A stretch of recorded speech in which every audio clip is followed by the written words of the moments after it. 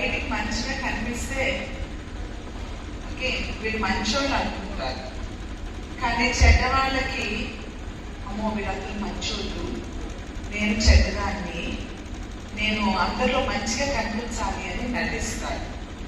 కానీ నేనే చెడ్డదాన్ని అని చెప్తే అప్పుడు అవునా ఇలాంటి చెడ్డవాళ్ళు ఇలాంటి పరిస్థితిలో ఉన్న వాళ్ళు కూడా ఇలా మారారా అని మనకి కూడా ఒక ఇన్స్పిరేషన్ వస్తుంది. ఎన్ని మారులు నువ్వు పడిపోయినా నిజముగా ఆ పాప ఎలా పోరాడిందంటే పాపంతో దొల్లి ఏడ్చేది. దొల్లడం అంటే తెలుసా?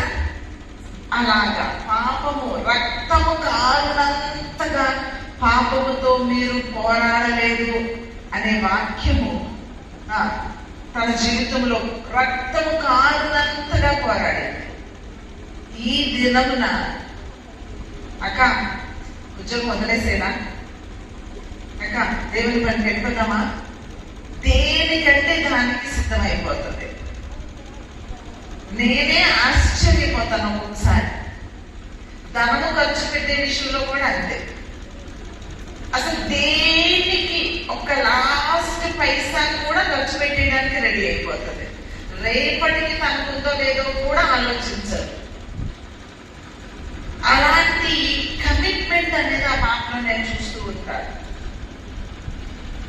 మనలాంటి అమ్మన బాలికే కదా, నీకు లాంటి అమ్మాయే కదా, కానీ ఆ స్టేజ్కి ఎలా వచ్చింది అంటే ఇలాంటి రిట్రీట్స్కి వచ్చి తన హృదయ స్థితిని ప్రభు సన్నిధిలో కురంభరించుకోవడం ద్వారా తన జీవితంలో ఒక అద్భుతం జరిగింది. అన్నిటికంటే అద్భుతం ఏంటో తెలుసా? ఇదే. స్వస్థతలు కాదు, ఆరాధించడం కాదు, బోధించడం కాదు, ఓకే ఇంక ఏదో చేయడం గొప్ప కాదండి, మన బ్రతుకు మార్చుకోవడం గొప్ప. కాబట్టి దయచేసి విని వదిలేయడం కాదు. మనకి ఇప్పుడు కొంచెం సమయం ప్రార్థన చేసుకుందాం, ఒక 10 minutes. వాళ్ళు కూడా కరెంట్ పని ఏదో చేయాలట, కాసేపు లైట్లు తీసేస్తారు, మనకి ప్రైవసీ దొరుకుతుంది కదా.